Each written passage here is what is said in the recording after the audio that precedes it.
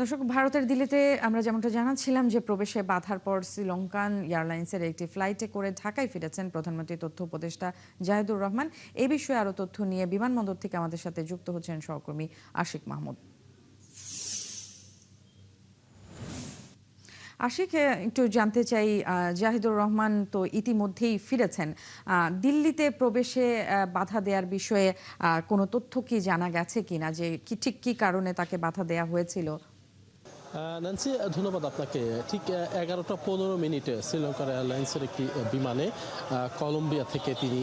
Cambodia থেকে তিনি এই বাংলাদেশের শাহজালাল আন্তর্জাতিক বিমানবন্দরে পৌঁছান এবং পৌঁছানোর পরেই এই আমার পেছনে যে ভিআইপি গেটটি আপনি দেখতে পাচ্ছেন, এই ভিআইপি গেট দিয়েই তিনি বের হয়ে গেছেন। তবে গণমাধ্যমের সাথে তিনি কোনো কথা বলেননি, বা কী কারণে কী ঘটনা ঘটেছিল সেখানে গণমাধ্যম কর্মীদের সাথে তিনি কোনো কথাই বলেননি। তিনি ভিআইপি গেট দিয়ে বের হয়ে তিনি চলে গেছেন। তবে আমরা যেমনটি জেনেছি ইতিমধ্যে যে তিনি আন্তর্জাতিক একটি কনফারেন্সে যোগ দেওয়ার জন্য দিল্লিতে গিয়েছিলেন গতকাল, এবং দিল্লিতে যাওয়ার পরে তাকে আসলে 2.5 ঘন্টা দিল্লি ইমিগ্রেশন পুলিশ তাকে এয়ারপোর্টে আটকে রাখে, এবং পরবর্তীতে তিনি এই বিষয়টিকে খুবই দৃষ্টিকটু হিসাবে নিয়েছেন এবং এটি অপমানজনক হয়েছে। কারণ আপনি জানেন যে বাংলাদেশের পক্ষ থেকে চিঠি দিয়ে ইমিগ্রেশন কর্তৃপক্ষকে জানানো হয়েছিল যে বাংলাদেশ থেকে প্রধানমন্ত্রীর তথ্য উপদেষ্টা ডক্টর জাহিদুর রহমান তিনি যাচ্ছেন এই সম্মেলনটি প্রতিনিধিত্ব করতে বাংলাদেশের পক্ষ থেকে।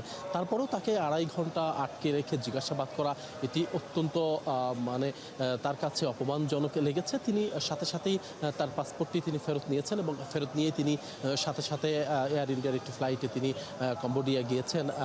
সেখান থেকে তিনি আজ কিছুক্ষণ আগেই বাংলাদেশের মাটিতে পা দিয়েছেন এবং তিনি চলে এসেছেন। আসলে বলা হচ্ছে যে আসলে তিনি তার বিষয়ে ভারত কর্তৃপক্ষের নানান ধরনের আপত্তির বিষয় ছিল এর আগেও, কিন্তু বিষয়টি হচ্ছে যে দুটি দেশের যেহেতু চিঠি আদান প্রদান করে অফিসিয়ালি জানানো হয়েছিল তাদেরকে যে বাংলাদেশের পক্ষ থেকে একটি আন্তর্জাতিক সম্মেলন প্রতিনিধিত্ব করার জন্য প্রধানমন্ত্রীর তথ্য উপদেষ্টা তিনি যাচ্ছেন, কিন্তু তারপরেও তাকে আসলে বিমানবন্দরে কেন আটকে দেওয়া হলো, ইমিগ্রেশন পুলিশ তাকে কেন দফায় দফায় জেরা এবং জিজ্ঞাসাবাদ করলেন এবং তাকে আটক করা হয়েছে, এমন তথ্য ভারতের বিভিন্ন গণমাধ্যমে এসেছে যে তাকে আটক করা হয়েছে। বিষয়গুলো নিয়ে আসলে এক ধরনের দুই দেশের যে সম্পর্কের অবনতির যে বিষয়টি সেটি আসলে ফুটে উঠেছে, যে কারণেই আসলে তিনি দেশে ফেরত এসেছেন এবং তার আত্মসম্মান বোধের জায়গা থেকে তিনি। আপনাকে ধন্যবাদ। তিনি আসলে গণমাধ্যমের সাথে কথা বললে হয়তো বিষয়গুলো আরো পরিষ্কার হবে।